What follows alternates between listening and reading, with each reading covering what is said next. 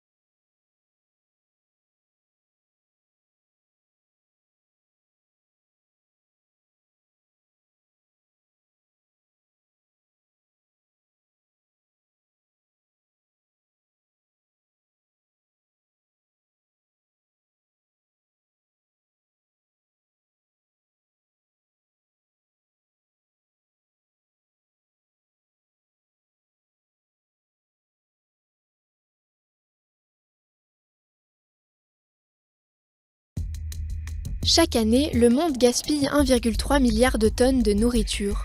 De quoi alimenter les continents africains, européens et américains réunis pendant un an. Les pertes alimentaires représentent au total près de 100 milliards de dollars. Dans les poubelles, on trouve beaucoup de fruits et légumes, des racines et tubercules, du poisson ou encore des céréales, des œufs ou du lait. Pour la préparation de ces aliments, 250 km3 d'eau sont également gaspillés, de quoi remplir 3 fois le lac Léman. Le phénomène varie selon les régions. Dans les pays en développement, la perte des denrées survient principalement au stade de la production et du stockage. Au contraire, dans les pays riches, le gaspillage est nettement plus important lors de la distribution et de la consommation.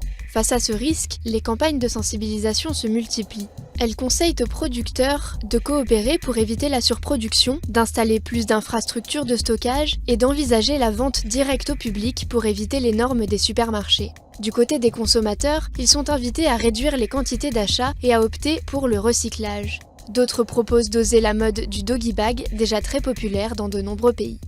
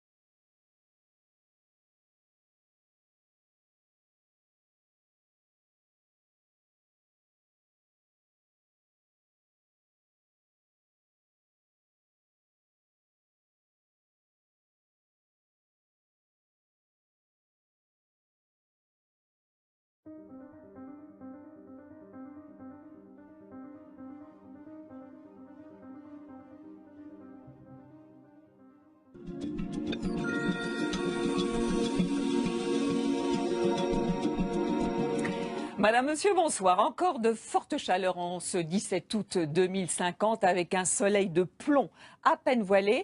Alors, la presque bonne nouvelle, c'est que cette canicule touche à sa fin. Il va falloir tout de même attendre le passage de cette perturbation qui commence à arriver. Pourquoi? Eh bien, tout simplement parce que l'air beaucoup plus frais est à l'arrière de la dite perturbation. Alors, il est vrai que demain matin, ce voile va s'épaissir. On va le retrouver déjà de l'Aquitaine jusqu'au nord. Vous aurez beaucoup de soleil encore sur les régions de l'Est, mais progressivement, ce voile va se décaler et à sa place, c'est un axe pluvio-orageux qui va s'installer, donc du sud-ouest en passant par le Massif central et jusqu'à la Belgique. Et puis sur la Bretagne, ça devrait être beaucoup plus calme avec quelques averses.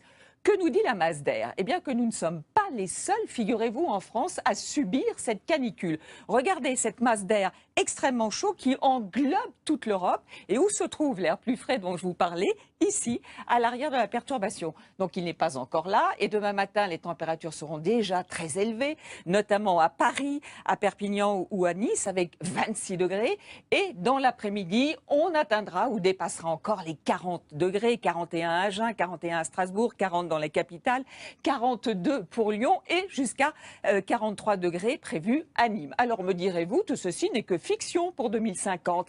Eh bien, ne croyez pas que ce bulletin soit sorti de mon imagination, puisqu'il a été formulé avec beaucoup de sérieux par Météo France. D'ailleurs, souvenez-vous, ces températures, c'est du déjà vu. La canicule de 2003 que nous avons eue en France, voici quelques températures relevées à l'époque, jusqu'à 42 degrés à Gourdon ou à Carpentras et même 44 degrés dans le Gard. Et ça, c'était un record absolu. Alors, que nous disent les scientifiques à propos du changement climatique?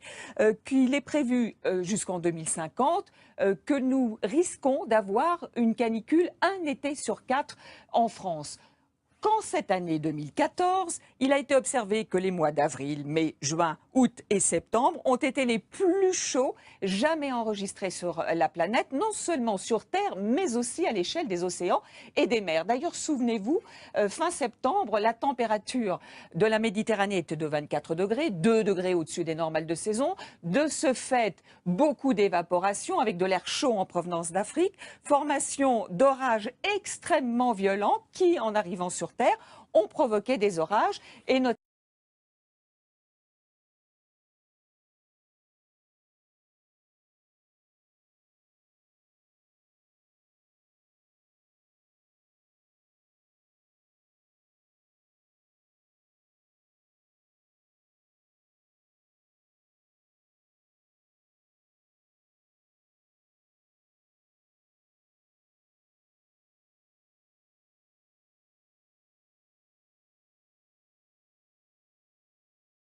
Une situation qui ne serait pas due uniquement à un phénomène météorologique exceptionnel. Dans une récente étude, plusieurs scientifiques avancent que ces canicules sont favorisées par le réchauffement climatique causé par le dioxyde de carbone. Bien sûr que la canicule est due à une certaine pression atmosphérique, mais il y a 100 ans, avec la même pression, on n'obtenait pas de canicule d'une telle intensité. Il y a donc un signe du réchauffement climatique dans la vague de chaleur que nous connaissons actuellement. Et de préciser que si la température monte, les canicules devraient nécessairement devenir plus nombreuses. Et justement, la température monte. Juillet 2018 pourrait être le 3e mois le plus chaud enregistré depuis 1880, avec des températures records. Plus de 52 degrés dans la vallée de la mort aux États-Unis, 36 degrés à Montréal, 42 degrés à Bakou en Azerbaïdjan et même 32 degrés à Quitop, près du cercle polaire. Un réchauffement climatique irréversible qui risque même d'empirer si rien n'est fait. Le mercure pourrait atteindre les 55 degrés en France d'ici 30 ans. Il faudrait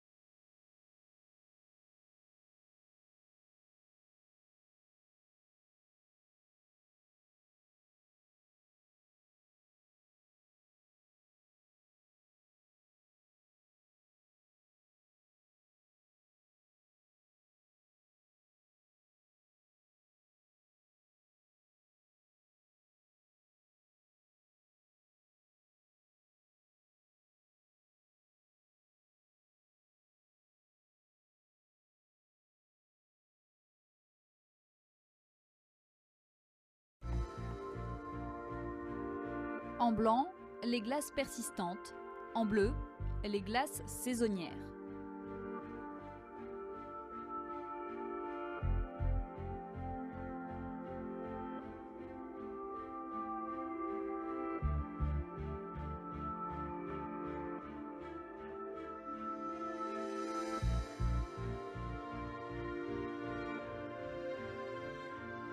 C'est l'agence américaine d'observation océanique et atmosphérique qui a réalisé cette vidéo en 2016. D'après l'agence, le réchauffement climatique serait 2 fois plus rapide au pôle Nord que sur le reste de la planète. Depuis, ces résultats ont été confirmés par d'autres scientifiques et en juillet 2018, des archéologues ont appelé à agir d'urgence pour sauver des milliers de sites historiques au pôle Nord qui risquent de disparaître à cause de la fonte de la banquise.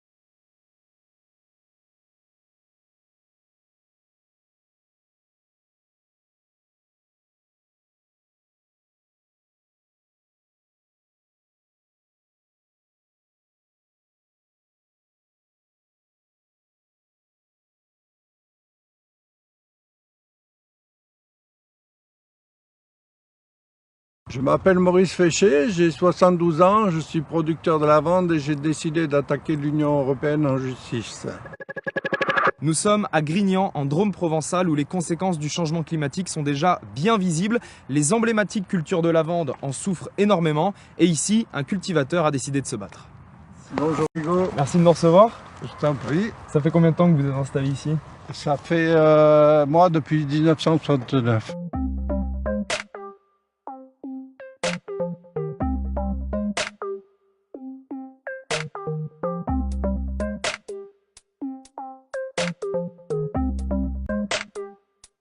Vous voyez par exemple ici, vous avez un plant qui est resté vivant et puis là vous en avez 3, 6, 9, 10, il y en a à peu près 18 qui sont morts.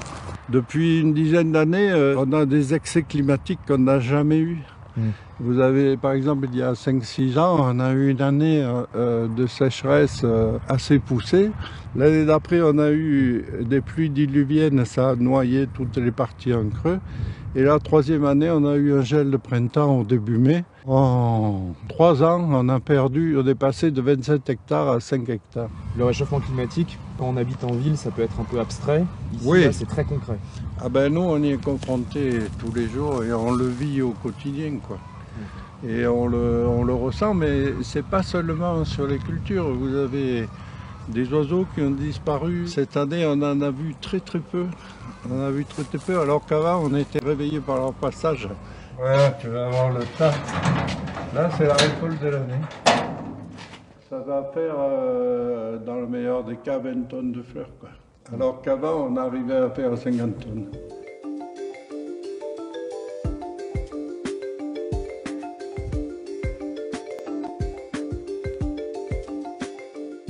Ce qu'on reproche justement, c'est que les ambitions climatiques sont trop faibles. Et vu à la vitesse où ça se dégrade, on est vraiment inquiet quoi, pour l'avenir, et surtout l'avenir de nos enfants et petits-enfants. Qu'est-ce que ça va changer cette action? Ça ne va pas arrêter le réchauffement climatique d'un coup? L'Europe sert d'exemple pour beaucoup de choses déjà. Donc il faut qu'il y ait au moins ce moteur leader de l'Europe pour entraîner les autres pays.